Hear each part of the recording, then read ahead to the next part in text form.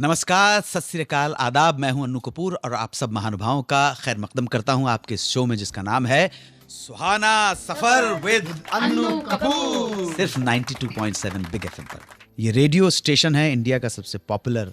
अजीजमन, मैं तहे दिल से आप सभी लिसनर्स का, श्रोताओं का, सभी भाई बहनों का मशकूर हूं, शुक्रगुजार हूं, आभारी हूं कि आपने इस प्रोग्राम को अपने दिल में खास जगह दी है। और आपके दिल में खास जगह की वजह से ये प्रोग्राम नंबर 1 का रेडियो शो बन गया है। ये प्रोग्राम जहां ये कोशिश की जाती है कि आपको वही किस्से कहानियां सुनाऊं जो सच्चे हों, वही इन्फॉर्मेशन दूं जो सही हो। फिर भी कभी भूल चूक हो जाए तो प्लीज़ मुझे माफ़ कीजिएगा और मुझे बताइएगा ताकि मैं सही रास्ते पर चल सकूं।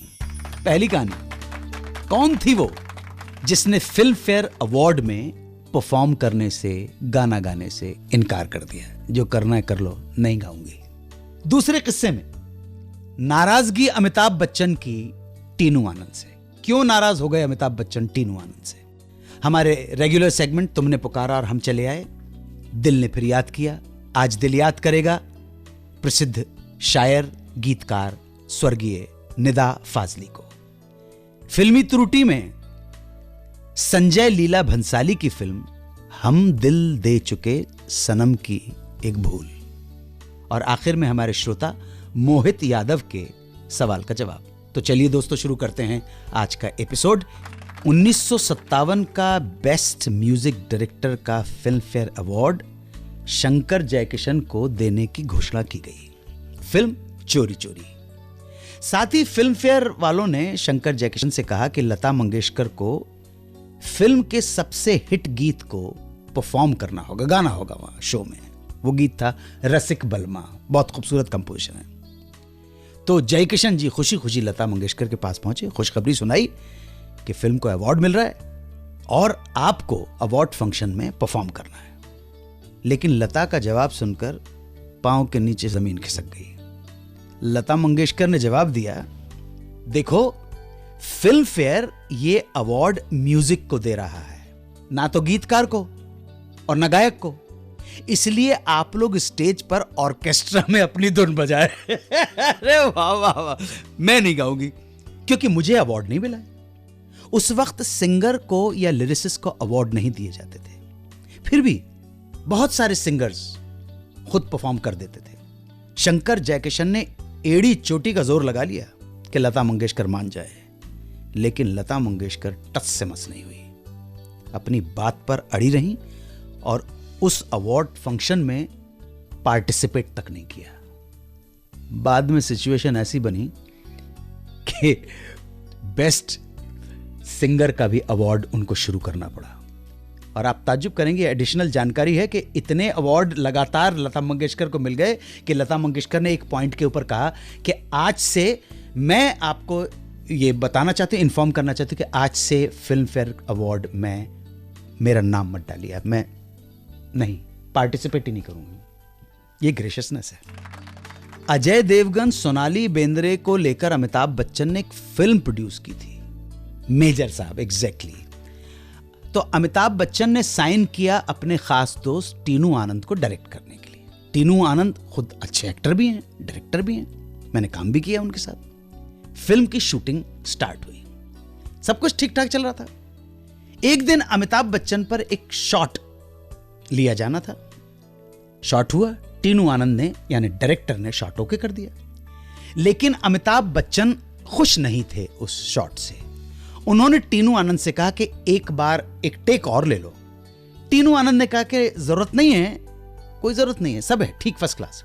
अमिताभ बच्चन नहीं माने और जिद पकड़ गए और एक और टेक की जिद करने लगे। बहस शुरू हो गई। तो गुस्से में आकर अमिताभ बच्चन ने टीनू को सुनाया, एक शॉट लेते हो कि नहीं, मैं इस फिल्म का प्रोड्यूसर हूं। बस टीनू आनंद को यह बात लग गई। कहने अमित जी आप प्रोड्यूसर होंगे तो ठीक है, अगर आप प्रोड्यूसर हो तो खुद ही फिल्म डायरेक्ट कर लो, फिल्म का डायरेक्टर तो मैं हूं, डायरेक्टर हमेशा कैप्टन ऑफ द शिप होता है। और यह कहकर टीनू आनंद सेट से बाहर चले गए।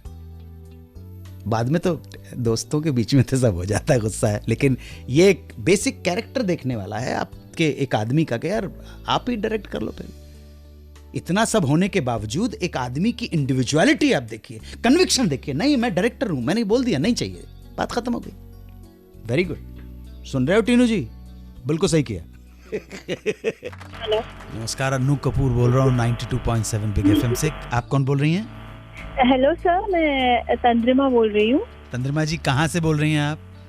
जी, मैं मुंबई में ही रहती हूँ। मुंबई में ही रहती हैं? अरे वाह वाह, किस इलाके में? अंधेरी। जी जी, बड़ा अच्छा लगा सर, बड़ा अच्छा लगा आपसे बात करके। प्रोग्राम के बारे में कुछ सुझाव देना चाहें, कुछ नए रूप में देखना चाहें तो हमेशा आप हमारी मिस्टेक्स बताते रहिए। क्या चीज़ अच्छी नहीं लगती है वो भी बताइए, ताकि हमको इम्प्रूव करने का अवसर मिले और हम बेहतर से बेहतर होने की कोशिश करते हैं ताकि आप लोगों का मनोरंजन कर सकें। बिल्कुल सर, बिल्कुल, जरूर। हमें तो अभी तो जो भी चल रहा है, जैसा भी आप लोग कर रहे हैं, बहुत अच्छा लगता है और बहुत एंजॉय करते हैं आपका show. Thank you very much. कोई फरमाइश है, कोई खास गीत अगर आप सुनना चाहें तो?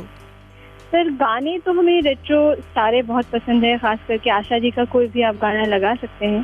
ठीक है, थैंक यू सो मच। दिल ने फिर याद किया। आज दिल याद करेगा प्रसिद्ध शायर, नगमा निगार, स्वर्गीय निदा फाजली को। निदा फाजली 2 अक्टूबर 1938 को दिल्ली में पैदा हुए। जन्म का नाम मुक्तदा हसन। आपके वालिद मुर्तजा हसन आबदी उर्दू के शायर थे। वालदा माताजी जमीला फातिमा। निदा फाजली ने ग्वालियर कॉलेज से ग्रेजुएशन किया और उसी दौरान देश का बंटवारा हुआ। पूरा परिवार पाकिस्तान चला गया। निदा फाजली अकेले रह गए। शायरी का शौक हुआ और रोजी रोटी कमाने 1964 में आके बस गए बंबई में। बंबई आकर धर्मयुग और ब्लिट्स जैसी मैगजीन्स में लिखना शुरू कर दिया। निदा फाजली को मुशायरों में भी शामिल होने का मौका मिलने लगा।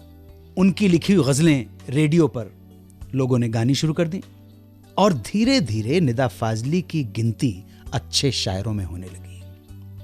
फिल्मों के लिए लिखने का मौका मिला 1989 में। फिल्म का नाम था शायद। मौका मिल तो गया, लेकिन छोटी छोटी फिल्में आ रही थी। रेड रोज, लुबना, अनोखा बंधन, आप तो ऐसे न थे, बेताबी, कन्हैया, बीवी ओ बीवी, नजराना प्यार का वगैरह।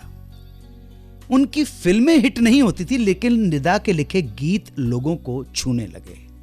यही वजह थी कि म्यूजिक डायरेक्टर खय्याम ने उन्हें अपनी एक फिल्म में मौका दिया गीत लिखने का। फिल्म का नाम था आहिस्ता आहिस्ता। और इस फिल्म में निदा फाजली का लिखा गीत आज भी मकबूल है, पसंद करते हैं, गुनगुनाते हैं। कभी किसी को मुकम्मल जहां नहीं मिलता, कभी जमीन तो कभी आसमान नहीं मिलता। और बस इस गीत के बाद निदा फाजली कामयाब हो गए, नाम हो गया। कमाल अमरोही ने निदा फाजली से रजिया सुल्तान के गीत लिखवाए।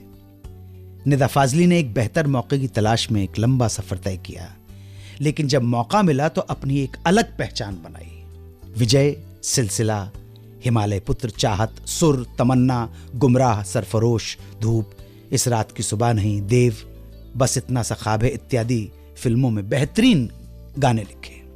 निदा फाजली के लिखे कुछ मशहूर गीत हैं। तू इस तरह से मेरी जिंदगी में शामिल है, होश वालों को खबर क्या, बेखुदी क्या चीज है, आभी जा दिलरुबा आभी जा, घर से मस्जिद है बहुत दूर चलो यूं कर लें, किसी रोते हुए बच्चे को हंसाया जाए, तेरा हिज्र मेरा नसीब है, दिल की तन्हाइयों को आवाज बना लेते हैं, जिंदगी मौत ना बन जाए संभालो यारों। 2 फिल्मों में निदा फाजली ने डायलॉग भी लिखे। नाना पाटेकर और रेखा की फिल्म यात्रा और दूसरी थी अमिताभ बच्चन करीना कपूर की फिल्म देव। 2013 में निदा फाजली को पद्मश्री पुरस्कार से सम्मानित किया गया। मालती जोशी आपकी धर्मपत्नी का नाम है। एक बेटी है, नाम है तहरीर। 9 फरवरी 2016 को हार्ट अटैक की वजह से निदा फाजली 78 साल की उम्र में चले गए। निदा फाजली को मेरा नमन, श्रद्धा सुमन अर्पित किए। अगर उनके परिवार का कोई व्यक्ति, उनकी पत्नी, बेटी, मित्र, बंधु बांधव सुन रहे हों तो ये सनद रहे कि पूरे आदर, सम्मान और श्रद्धा के साथ आज हमने स्वर्गीय निदा फाजली को श्रद्धांजलि अर्पित की। फिल्मी त्रुटि नाम है फिल्म का। हम दिल दे चुके सनम 1999 में संजय लीला भंसाली ने सलमान खान, ऐश्वर्या राय और अजय देवगन को लेकर एक फिल्म बनाई थी, हम दिल दे चुके सनम। इसकी भूल, मिस्टेक। अगर तुम मुझे यूं ही देखती रही तो तुम्हें मुझसे प्यार हो जाएगा। पता ही नहीं चला कब प्यार हो गया, पता ही नहीं चला माँ। और अगर प्यार बिना किसी कर्ज के किया जाए तो वो हमें भगवान के और करीब पहुंचा देता है। प्यार का पहला शगुन है और सजा भी मिल गई। इस हाथ ने गुस्ताखी जो की। इस फिल्म में एक सीन है जब अजय देवगन और ऐश्वर्या राय एक कपल से जीप में लिफ्ट लेते हैं, ठीक है। थोड़ी देर के सफर के बाद वो जो कपल जीप रोक देता है और दोनों को रिवॉल्वर दिखाकर लूटता है। अजय से फाइट होती है तो गोली चल जाती है जो ऐश्वर्या को लगती है। ऐश्वर्या वहीं गिर जाती है और वो कपल वहां से पैदल ही जीप छोड़कर भाग जाता है। अजय देवगन ऐश्वर्या के पास भागता है तो दिखाते हैं कि ऐश्वर्या खेतों के बीच में पड़ी है जो सड़क से काफी दूर है। अजय उसे उठाकर रोड पर लाता है और ऐश्वर्या को हॉस्पिटल ले जाने के लिए एक गाड़ी से लिफ्ट मांगता है। वहां से जीप भी गायब थी और ऐश्वर्या राय हीरोइन इतनी दूर इस हालत में इतने कम टाइम में कैसे पहुंच गई, ये संजय लीला भंसाली जाने। मोहित यादव ने प्रश्न पूछा है कि गुमनाम फिल्म का गीत, म्यूजिक बाय शंकर जयकिशन, किस फीमेल डांसर पर पिक्चराइज्ड है? जान पहचान हो जिन आसान हो आज की ये शाम जब मोहित जी, एक गीत फिल्माया गया है लक्ष्मी छाया पर। लक्ष्मी छाया ने बहुत सारी फिल्मों में काम किया। उनका नाम चमका है उस फिल्म से जिसका नाम है मेरा गांव मेरा देश। लेकिन सिर्फ इसे आयरनी या बदकिस्मती कही जाएगी। कितनी सुपर्ब एक्ट्रेस और कितनी सुपर्ब परफॉर्मेंस। आया आया अटरिया पे कोई चोर आया, मार दिया जाए कि छोड़ दिया जाए। कितनी खूबसूरत मुन्नी बाई की जो भूमिका निभाई है, लेकिन फिर भी बदकिस्मती है और कुछ नहीं। Powerful actress, powerful dancer. चलिए इस बहाने लक्ष्मी जी को याद किया हमने, लक्ष्मी छाया जी को। मुझे उम्मीद है कि मोहित जी आप उत्तर से संतुष्ट होंगे। आज के लिए इतना ही, आज्ञा दीजिए।